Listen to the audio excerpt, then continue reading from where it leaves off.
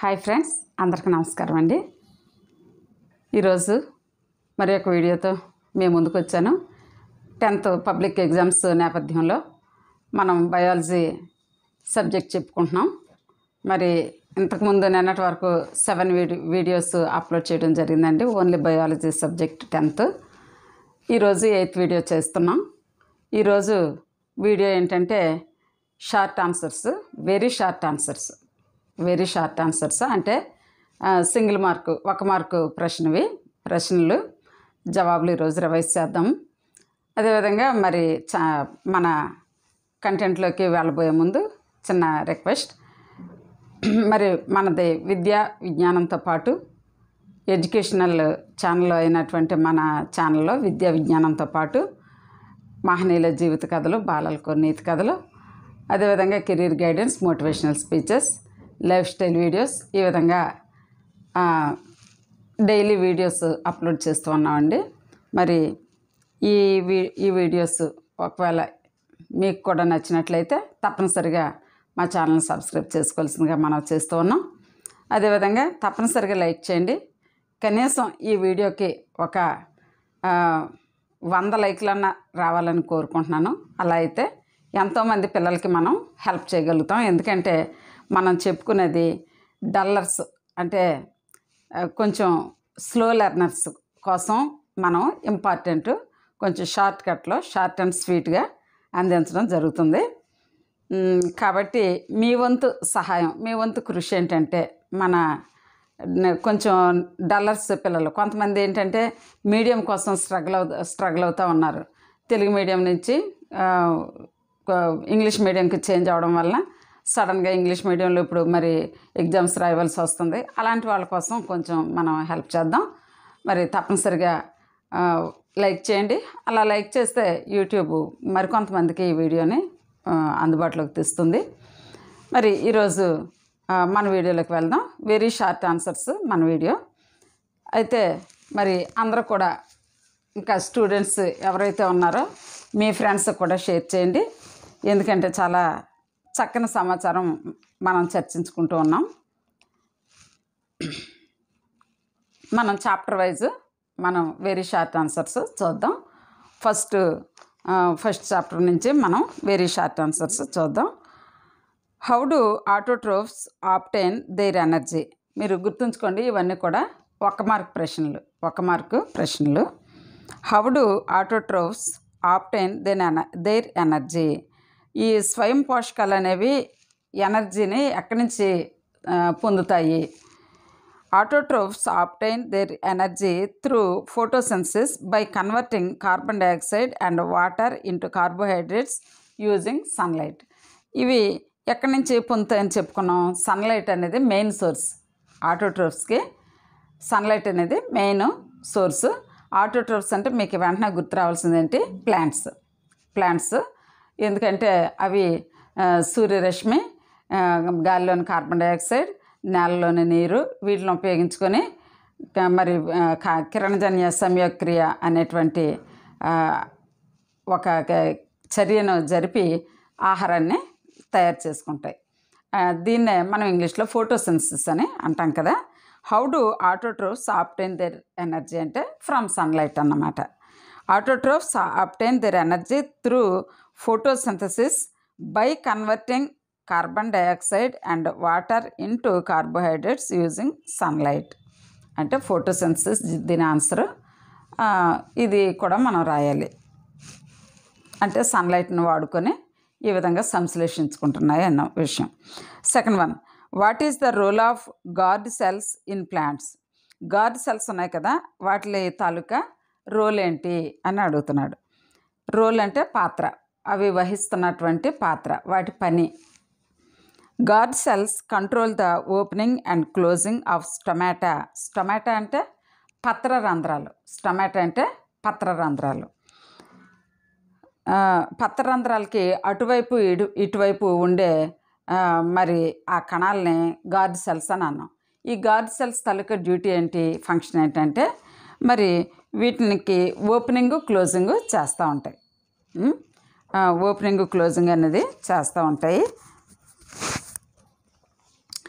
Gourd cells control the opening and closing of stomata.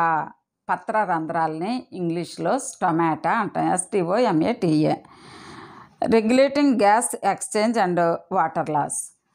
Third one, how do fungi like bread mould obtain that nutrition. మరి fungi లాంటి ఆ bread mould nutrition ఎక్కడి నుంచి పొందుతుంది? పోషణ.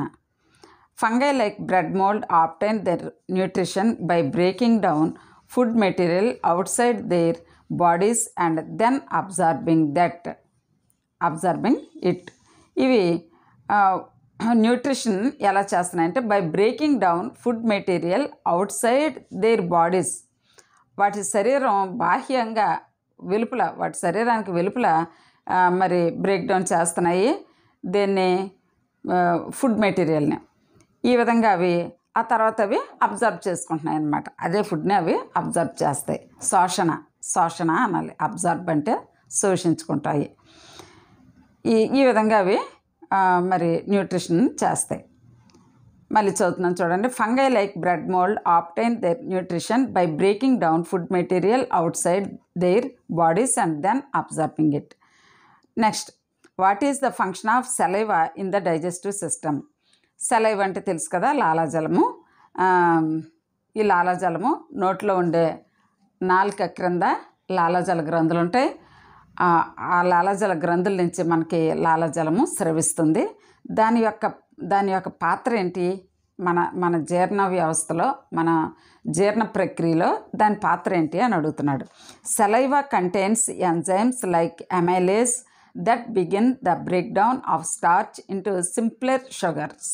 Saliva ముఖ్యంగా ఏం చేస్తుందంటే, సెలైవాలో కొన్ని ఎంజైమ్స్ ఉంటాయి. ఆ ఎంజైమ్స్ లైక్ ఎమైలేజ్, ఎంజైమ్ పేరు amylase. That begin the break down of starch.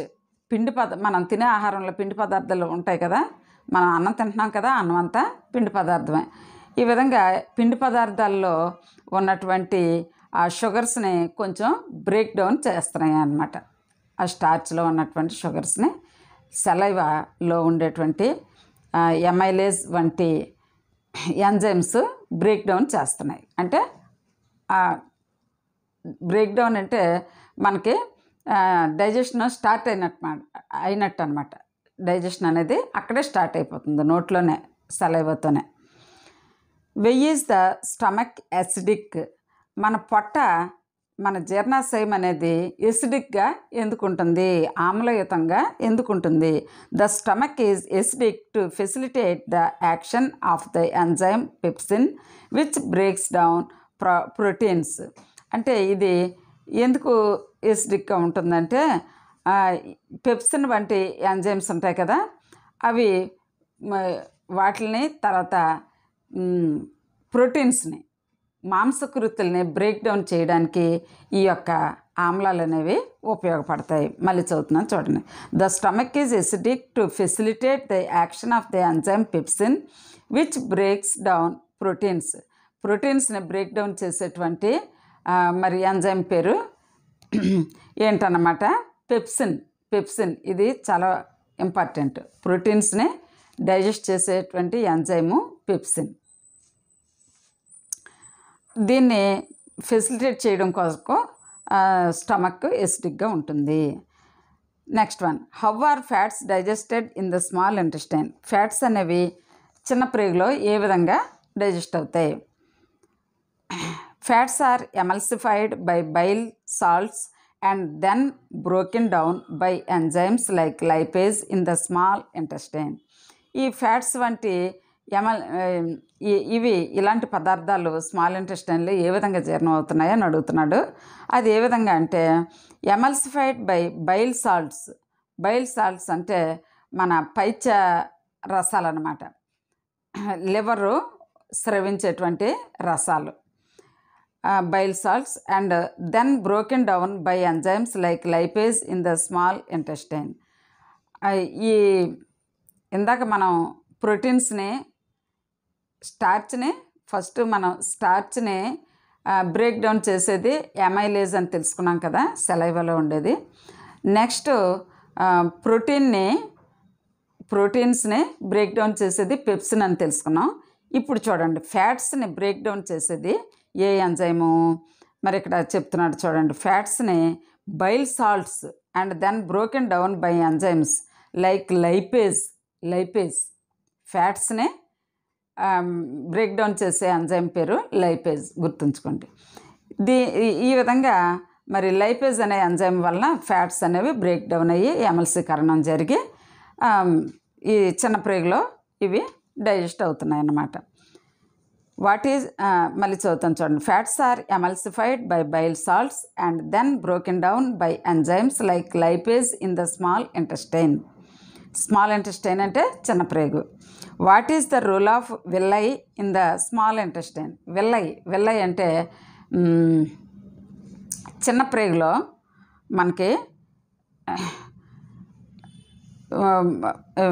ఇలాగా వేళ్ళు లాంటి ప్రొజెక్షన్స్ మనకి కనిపిస్తాయి అన్నమాట. వేళ్ళు వంటి స్ట్రక్చర్స్ ఉంటాయి పేగు గోడల్లో, వాటిని మనం విల్లై అని అంటాం. What is the role of villi in the small intestine?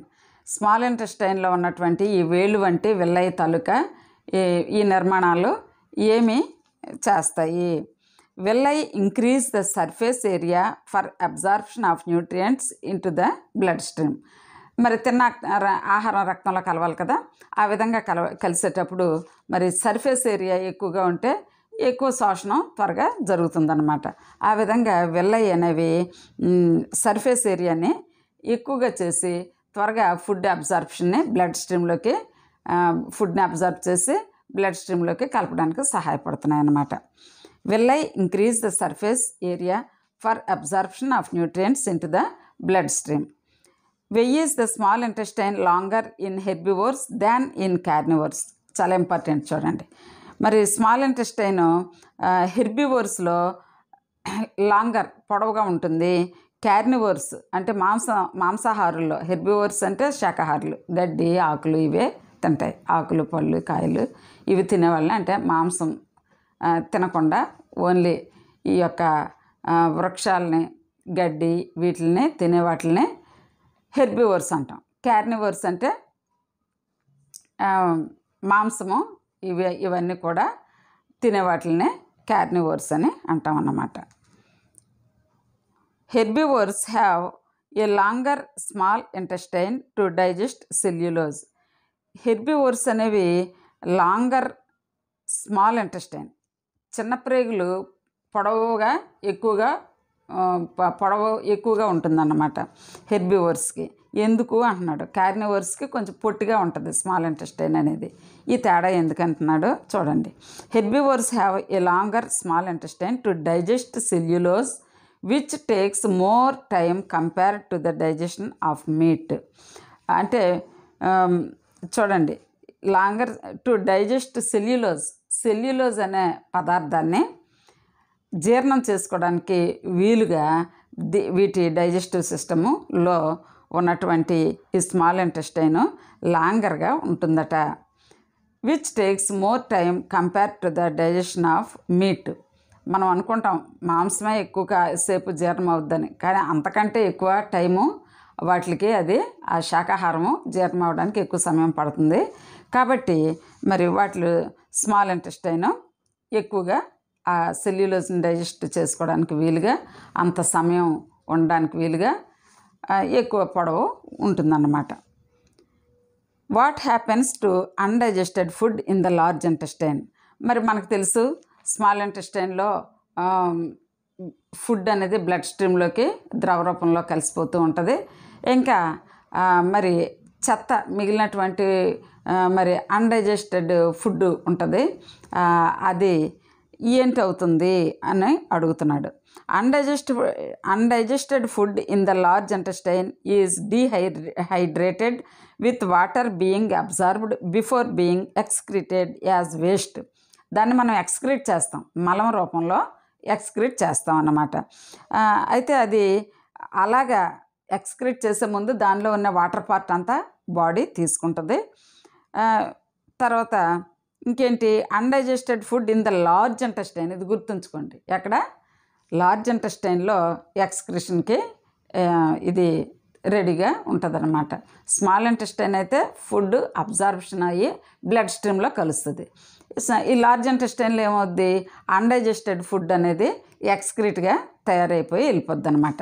Excretion అయిపోద్ది, మలంగా మారి విసర్జన చేస్తాం. What is the significance of emulsification in fat digestion? Emulsification అనేది కొంచెం ఇంపార్టెంట్, ఇది కొంచెం మైండ్ చేయండి. Emulsification increases the surface area of fats. ఎమల్సీకరణము అనేది ఫ్యాట్స్ని విడగొట్టడానికి జరుగుతుందన్నమాట, బ్రేక్ డౌన్ చేయడానికి, అంటే డైజెస్ట్ చేయడానికి. Making it easier for enzymes to act on them and break them down. What role do enzymes play in digestion? అసలు డైజెషన్లో ఎంజైమ్స్ ఎందుకు, ఏం చేస్తున్నాయి ఇవి? Enzymes act as biological catalyst అంటే ఒక చర్యని బాగా ఉత్ప్రేరకాలు, ఒక చర్యని వేగవంతం చేసేవి. అలాంటి వాటిని ఉత్ప్రేరకాలు లేకపోతే కెటలిస్ట్ అని అంటాం అన్నమాట. ఎంజైమ్స్ ఈ యొక్క డైజెషన్ అనేటువంటి ఈ బయోలాజికల్ ఫ్యాక్ట్ ఏదైతే ఉందో దానికి కెటలిస్ట్గా ఈ ఎంజైమ్స్ సహాయపడుతున్నాయి అన్నమాట. ఆ యొక్క డైజెషన్ ప్రక్రియని వేగవంతం చేస్తున్నాయి అన్నమాట. Enzymes act as biological catalysts that break down complex molecules into simpler forms for absorption.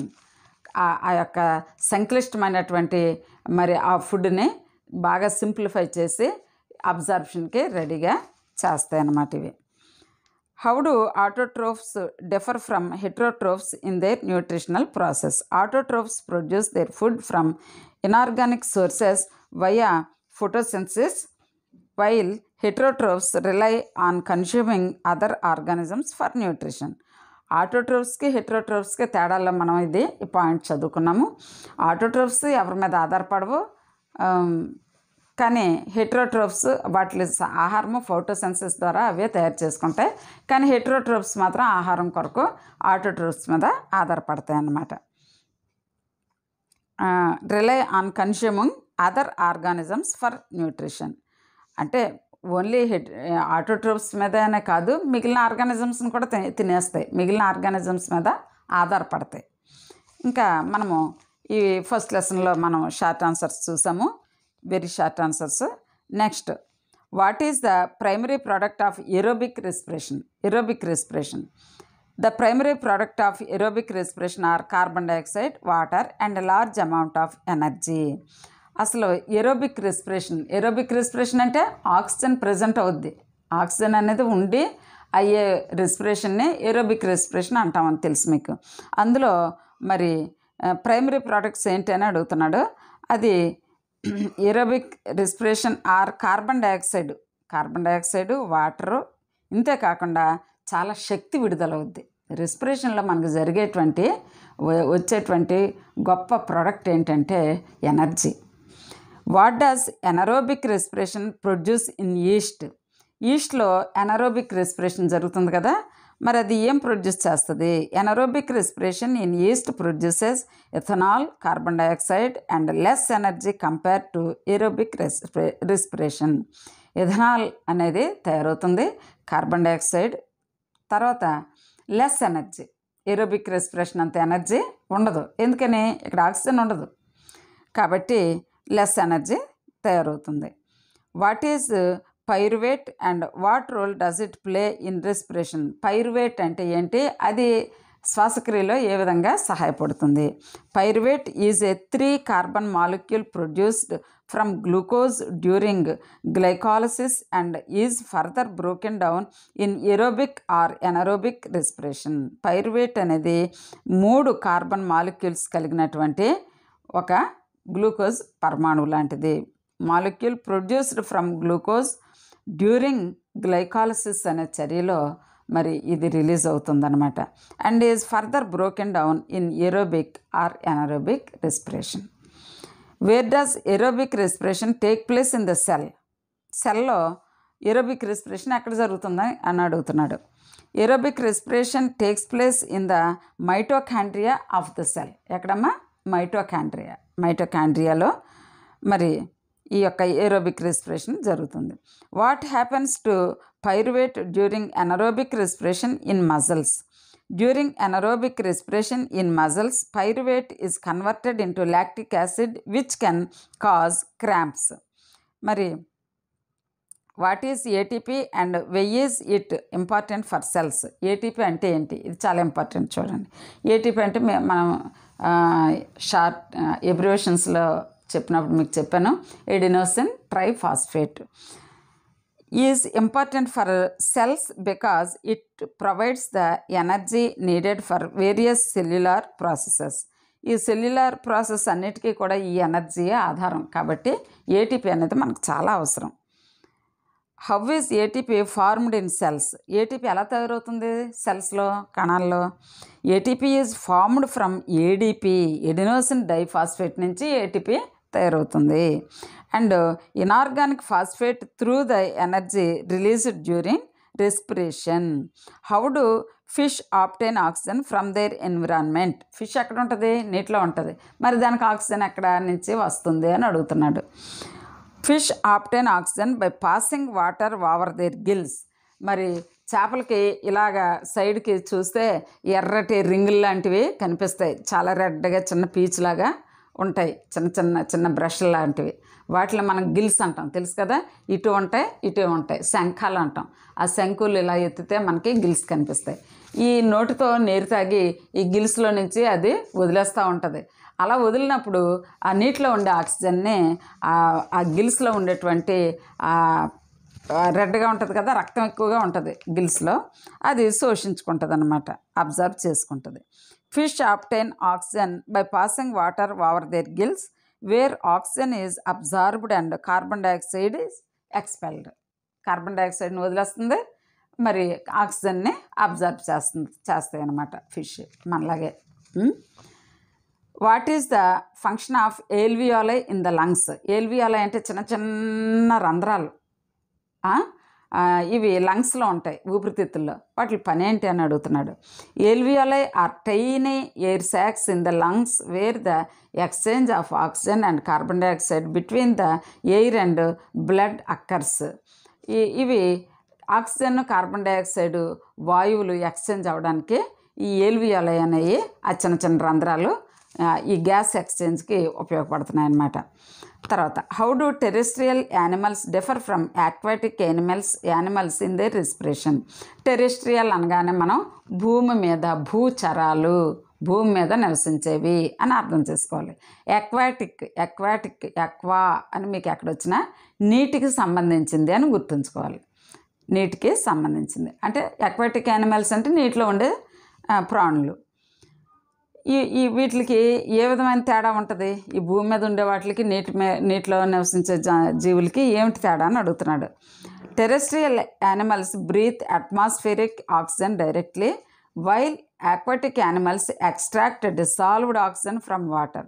మనము అట్మాస్ఫియర్లో ఉన్న ఆక్సిజన్ని డైరెక్ట్గా బ్రీత్ చేస్తున్నాం, పీల్చుకుంటున్నాం. ఈ అక్వాటిక్ యానిమల్స్ అయితే డిసాల్వ్డ్ ఆక్సిజన్ని వాటర్ నుంచి తీసుకుంటున్నాయి. వాటర్లో కరిగి ఉన్నటువంటి ఆక్సిజన్ని ఇవి సంగ్రహించుకొని ఇవి బ్రతుకుతాయి అన్నమాట. What is the effect of tobacco use on the respiratory system? మరి చుట్ట, బీడీ, సిగరెట్టు, తర్వాత ఇలాంటి పొగ చాలామంది ధూమపానానికి ఎడిక్ట్ అయిపోతూ ఉన్నారు. వాళ్ళ లంగ్స్ మీద ఏంటి ఎఫెక్ట్ చూపిస్తుంది? వాళ్ళ రెస్పిరేటరీ సిస్టమ్ ఏ విధంగా ఎఫెక్ట్ అవుద్ది ఈ యొక్క స్మోకింగ్ వలన అడుగుతున్నాడు. టొబాకో వాడడం వల్ల. టొబాకో అంటే తెలుసు కదా, పొగాకు. Tobacco use can harm the respiratory system by causing diseases such as lung cancer, chronic obstructive pulmonary disease COPD and heart problems. చూసారా, చిన్నవేం కాదు, అన్నీ పెద్దవే. క్యాన్సర్, లంగ్ క్యాన్సర్, తర్వాత మరి COPD, తర్వాత హార్ట్ ప్రాబ్లమ్స్. అందుకనే మరి పొగాకుని మనం వాడకూడదన్నమాట. ఎవరైనా మీ ఇంట్లో పెద్దవాళ్ళు కానీ ఎవరైనా వాడితే వాళ్ళకు కూడా చెప్పండి, ఇలాంటి ప్రమాదమైన వ్యాధులు వస్తాయి కాబట్టి పొగాకు మానేయమని. మరి వాళ్ళు పొగ పీలిస్తే ఆ యొక్క అలవాటుని మానుకోమని చెప్పాలి. తర్వాత మనకి వెరీ షార్ట్ ఆన్సర్స్ నెక్స్ట్ చూద్దాం. మరి కొంచెం గబగబా వెళ్దాం ఎందుకంటే ఎక్కువగా ఉన్నాయి కాబట్టి. What does plasma transport in the blood? Plasma అంటే రక్తంలో ఉన్నటువంటి ద్రవ పదార్థాన్ని ప్లాస్మా అంటాం. రక్తం మనకి లిక్విడ్ టిష్యూ కదా, ద్రవ రూపంలో ఉండే కణజాలం. దీంట్లో ప్లాస్మా అనేటువంటి ద్రవ పదార్థం వల్లనే బ్లడ్ చక్కగా ట్రాన్స్పోర్ట్ చేయగలుగుతుంది. న్యూట్రియంట్స్ని డిఫరెంట్ టిష్యూకి ట్రాన్స్పోర్ట్ చేయగలుగుతుంది. Plasma transports food, carbon dioxide and nitrogenous wastes in dissolved form. Why does the heart have different chambers? గుండెలో ఎన్ని గదులు ఉంటాయి? 4 ఛాంబర్స్ ఉంటాయి కదా. మరి 2 ఆరికిల్స్ 2 వెంట్రికల్స్, కర్ణికలు జఠరికలు, 2 కర్ణికలు 2 జఠరికలు, 4 ఛాంబర్స్ ఉంటాయి. మరి ఏమడుగుతున్నాడంటే why does the heart have different chambers? ఎందుకు అన్ని గదులు ఉండాలి? గుండంతా కలిపి ఒకటే సంచిలా ఉండొచ్చు కదా అని అంటున్నాడు. To prevent the oxygen rich blood from mixing with the carbon dioxide rich blood. మరి గుండెలో ఏం జరుగుతుంది? ఆక్సిజన్ ఉన్న బ్లడ్ ఉంటుంది, కార్బన్ డైఆక్సైడ్ ఉన్న బ్లడ్ ఉంటుంది. ఆక్సిజన్ బ్లడ్నేమో ఆర్టరీస్ బాడీ అంతటికి సప్లై చేస్తున్నాయి. తర్వాత మరి కార్బన్ డైఆక్సైడ్తో ఉన్న బ్లడ్ని వెయిన్స్ అన్నీ మళ్ళీ తెచ్చి గుండెకి ఇస్తున్నాయి అన్నమాట.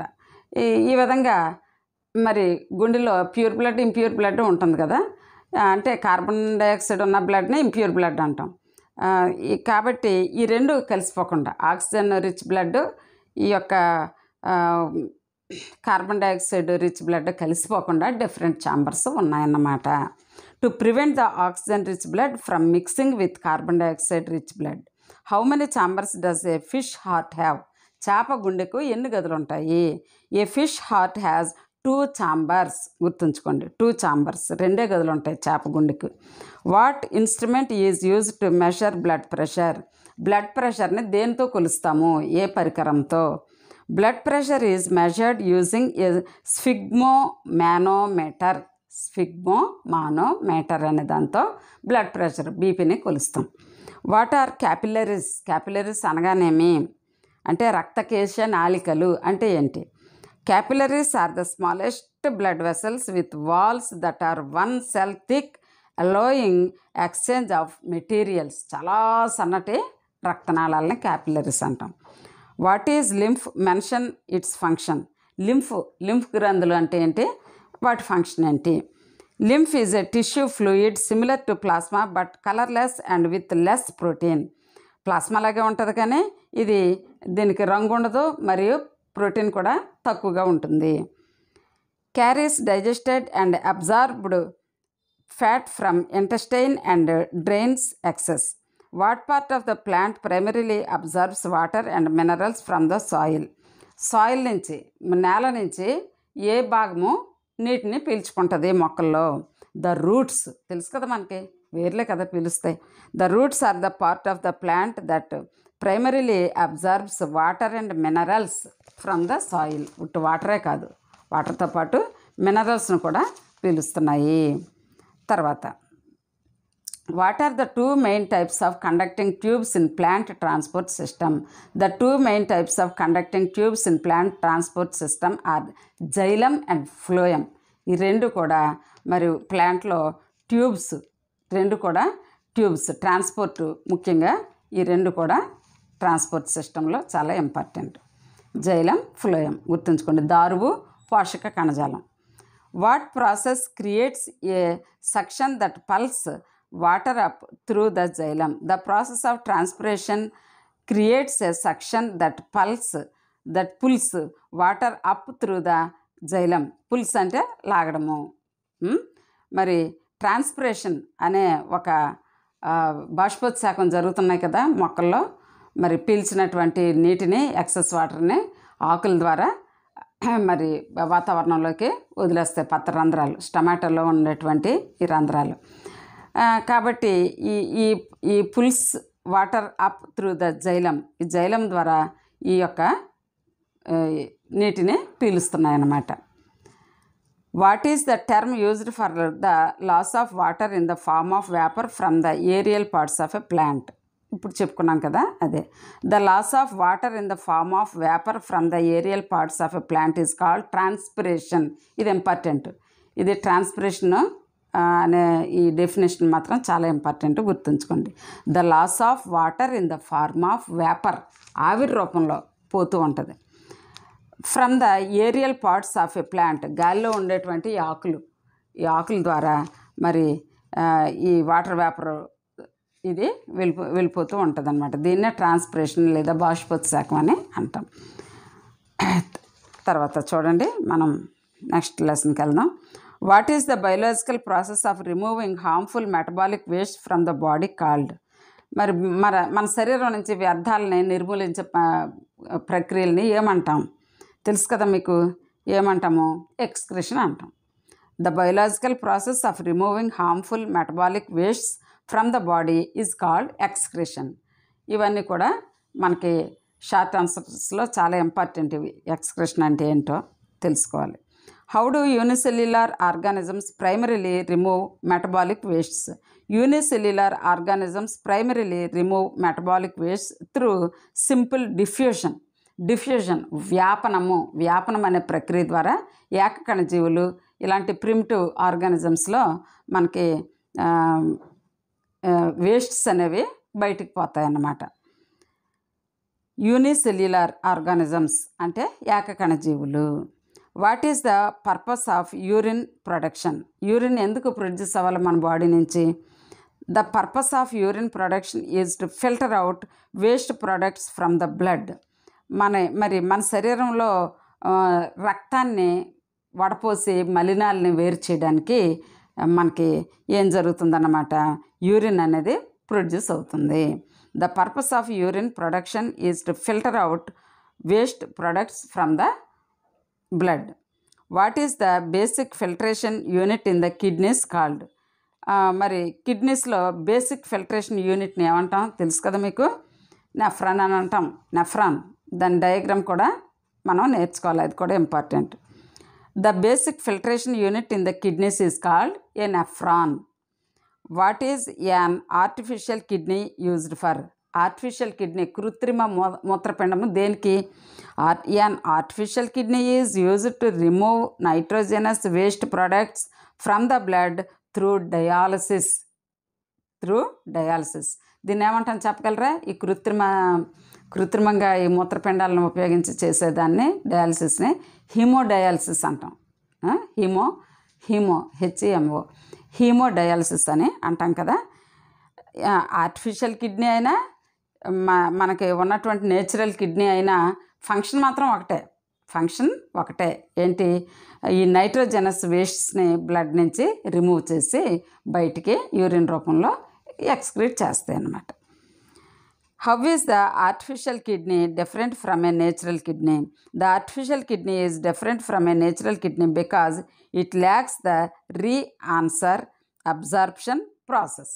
దీంట్లో ఆ ప్రాసెస్ రీ-ఆన్సర్ కానీ అబ్జార్ప్షన్ ప్రాసెస్ కానీ ఈ ఆర్టిఫిషియల్ కిడ్నీలో లేదు. అదే తేడా నేచురల్ కిడ్నీకి ఆర్టిఫిషియల్ కిడ్నీకి. How do plants primarily get rid of excess water? మరి ప్లాంట్స్ ఎక్కువైపోయిన నీరు, అధికంగా ఉన్నటువంటి నీటిని ఏ విధంగా వదిలించుకుంటాయి? ఏ విధంగా అవి ఎక్సెస్ వాటర్ని ఏ విధంగా అవి గెట్ రిడ్ ఆఫ్ ఏ విధంగా వదిలించుకుంటాయి? Plants primarily get rid of excess water through transpiration. ఇందాక చెప్పుకున్నాం కదా, బాష్పోత్సేకం ద్వారా ఎక్సెస్ ఉన్న వాటర్ని బయటికి పంపించేస్తాయి. అందుకే చెట్టు కింద మనకు చల్లగా ఉండడానికి కారణం ట్రాన్స్పిరేషన్. చెట్లు ఉన్న దగ్గర అబ్బా హాయిగా చల్లగా ఉంది, చాలా హాయిగా కూల్గా ఉంది అనుకుంటాం కదా. దానికి రీజన్ ఏంటంటే ట్రాన్స్పిరేషన్ చేస్తున్నాయి చెట్లు. అధికంగా ఉన్న నీటిని, నేలలో ఉన్న నీటిని గాలిలోకి ట్రాన్స్పిరేషన్ అనే ప్రక్రియ ద్వారా, ఆ ప్రాసెస్ ద్వారా పంపిస్తున్నాయి కాబట్టి చెట్లు ఉన్న దగ్గర మనకు చల్లగా ఉంటుంది. Where are many plant waste products stored? Many plant waste products are stored in cellular vacuoles, resins, gums are lost with leaves. మరి ప్లాంట్ వేస్ట్లు మనమంటే పెద్ద ప్రేగుల నుంచి మనం బయటికి ఎక్స్క్రీట్ చేస్తున్నాం. మరి ప్లాంట్స్ ఎలా ఎక్స్క్రీట్ చేస్తున్నాయి వ్యర్థ పదార్థాలను అడుగుతున్నాడు. ఇది కూడా ఇంపార్టెంట్, గుర్తుంచుకోండి. Many plant waste products are stored in cellular vacuoles. కణరిక్తికలు ఉంటాయి కదా మనకి ప్లాంట్ సెల్లో, కణరిక్తికల్లో దాస్తాయి. Resins, gums are lost with leaves. Resins, gums ఇవి వృక్ష వ్యర్థాలు. మనకి ఉపయోగపడతాయి ఇవి రెజిన్స్, గమ్స్.